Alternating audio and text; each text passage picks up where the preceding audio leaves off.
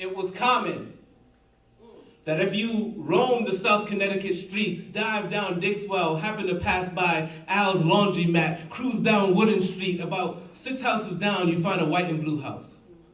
And it was common that on the porch you'd find an adolescent staring into the street watching cars go by like one of them was destined to pull into his driveway. Sometimes he'd be waiting there so long you would think he was part of the furniture, but his eyes would stay locked on those cars as they passed by, then the phone would ring. One disappointing conversation and then he'd know that car wasn't coming, so eventually him waiting on the porch wasn't really so common anymore, apparently. Apparently, from an outward appearance, it would appear that this boy was missing something. Apparent.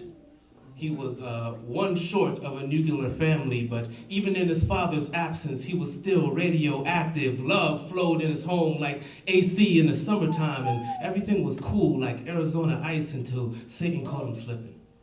He would open up his Bible, skip past books like library hopscotch, read the shortest psalm he could find, and conclude he was fine. He's a modern-day Christian.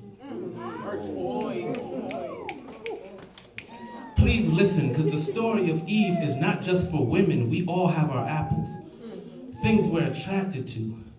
All you wanted was a taste until your taste buds attack you. You should have never even looked.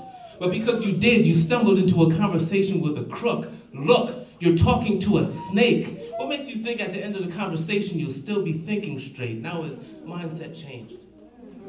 He began to see church like a porch and Jesus like his father and assumed he wasn't coming no time soon.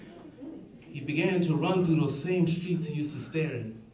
And common sense wasn't really so common anymore. His mother would look at him and say, "You look just like your father." And so he would proceed to the mirror, stare at his own reflection. He would look. He would look real hard to see if his father was inadvertently teaching him how to be a man, how to stand on his own 2 feet, but all he saw was himself. He didn't even think that maybe his father was somewhere looking in a mirror too, looking for his father's hand, because, see, he was 2 parents short, but even in their absence, he was still radioactive, but he didn't think about that. He just held his father captive, like, I hope when you look in that mirror, you see me.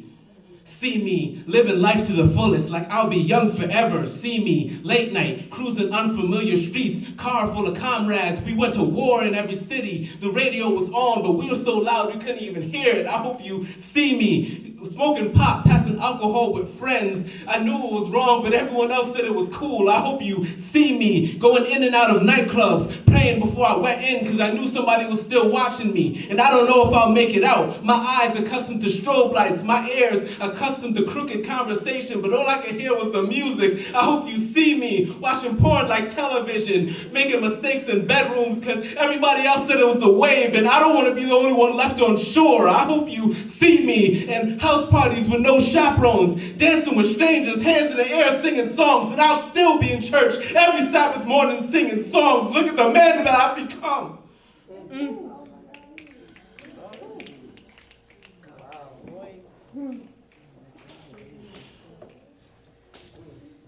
No man can serve 2 masters. I'm sorry. I'm sorry I blamed you for identity theft when that had nothing to do with you. I was careless. I took my eyes off God, and all I wanted was a taste of sin. I took a bite and became sinful. You are what you eat.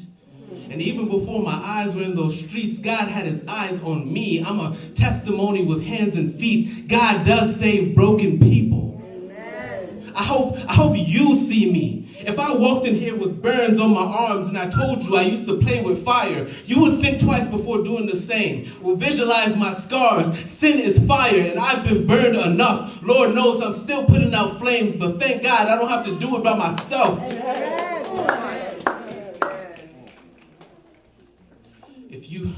If you look in the mirror and all you see is yourself, then you have lost your identity. My reflection was casted in broken glass, so I was distorted, but God made us all in his image, so until you see him, you cannot truly see yourself. It's like the world makes sense. Dad, I see you like I've never seen you before. I see how even though you didn't stay in my house, you still stayed in my life, and I'm grateful. I see you in Mill Rock Park teaching me how to ride a bike. Man, I'd probably still be on training wheels if it wasn't for you. I see you stopping by when you found out that I was failing French. Who knew you were fluent? You stayed with me for hours and I still didn't get it. But hey, thanks for trying. I see you in me in movies, clothing stores, electronic departments. You bought my first camera. I can't believe it took me so long to see the big picture. I see you in me, and I'm proud of it. We both made mistakes, but hey, we'll work it out together. This week I talked to you on the phone for more than an hour, and I feel like I could walk 1,000 miles just to hug you. Truth is, I love you. Why? Because Jesus loved me when I didn't even love myself, and I'm grateful. There's so much more I could say. But hey, Dad, thanks. I see clearly now.